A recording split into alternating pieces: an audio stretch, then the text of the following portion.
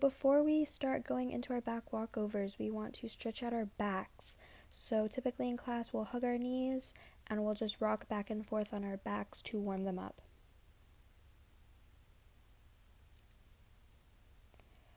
And we want to do our first step before going into the bridge. We'll typically do this for the more beginning classes. So we put our hands straight in front of us.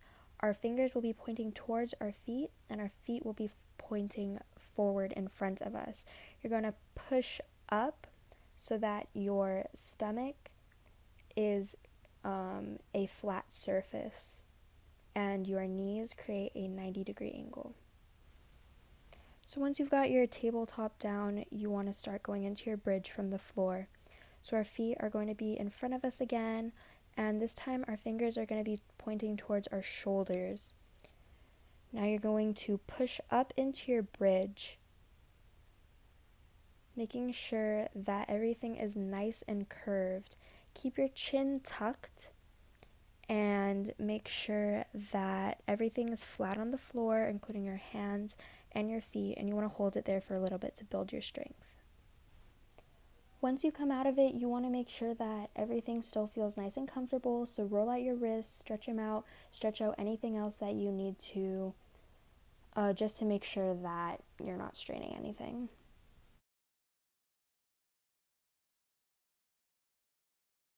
So we're going to go ahead and try our standing back bend now. So the first way that you can start off doing this is have someone help and support you, which I highly recommend. So make sure that they support your back while you bend backwards and bring your hands flat on the floor and keep your feet flat on the floor. So the same as a bridge, you're just starting standing up. And another way to help you get used to the feeling of a back walkover is to lift one leg up and hold it there for a few seconds. So another way to practice your back bend is to use a wall. So here I'm just standing in front of a wall and following my hands back towards the wall, and I'm using them to walk down the wall and placing them flat on the floor and readjusting to make sure that everything is flat on the floor with my bridge, and then just walking back up once I'm comfortable, just to get my back used to the feeling. So you should be able to get your standing back bend done before you go into training yourself into using the back walkover. So here I am doing the standing back bend as we were doing without anything to help me. And I am bringing one leg up and holding it there just to train my legs to get used to that feeling.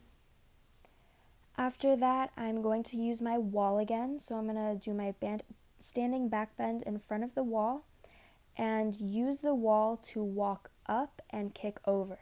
So one more time, I'm doing my back bend in front of the wall and I'm walking up the wall and I'm kicking over with my preferred foot, pointing my toes in the air and standing up in a lunge.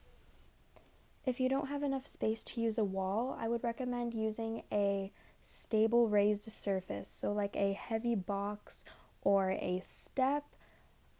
You can do your bridge and place your feet on that raised surface and kick off of that raised surface and onto the floor, and that should hopefully take away some of the work. So finally, we should be able to try this on our own. Make sure that you always have someone watching you, someone spotting you and supporting you. But you're going to do your standing back bend.